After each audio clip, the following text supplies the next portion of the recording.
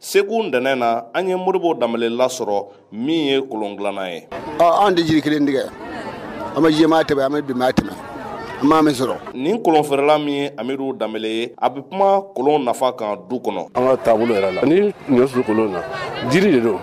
a tɛ maa kɛlɛ n'i ye ɲɔ si machine na i bɛ taa sɔrɔ min ye a baara kɛ cogo cogo nɛgɛmugu de bɛ taa la. Gɛlɛya caman bɛ kolon dilan na Amidu Danbɛlɛ b'o fɔ. A tɛ se ka kɛ yiri bɛɛ la a yiriw b'a dan na i n'a fɔ jala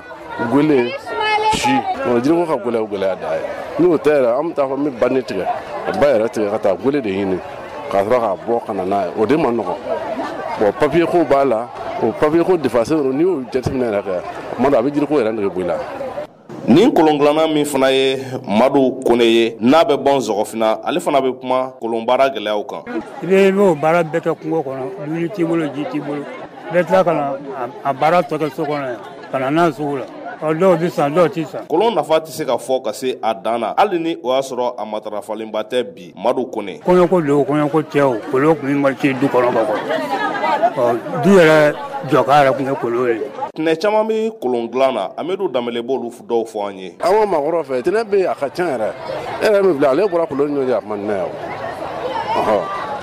o tɛnɛ e yɛrɛ bɔra ɲɔgɔn cɛ sa man di ne ye muso hali muso ma na n'u ko ko an man tɛ sɔn a ma o kɔfɛ ni cɛ n'i ye kolon san k'a sigi yan nɔ anw de bɛ sigi a da la nɔn ni cɛ sigi kolon de la a problème de bɛ cɛ kan ni bɛ taa n'a dugu la dɔw bɛ wari dɔrɔmɛ 2 dɔrɔmɛ 1 b'u bila a kɔnɔ a avancer n'a ye o siri b'a ne ye.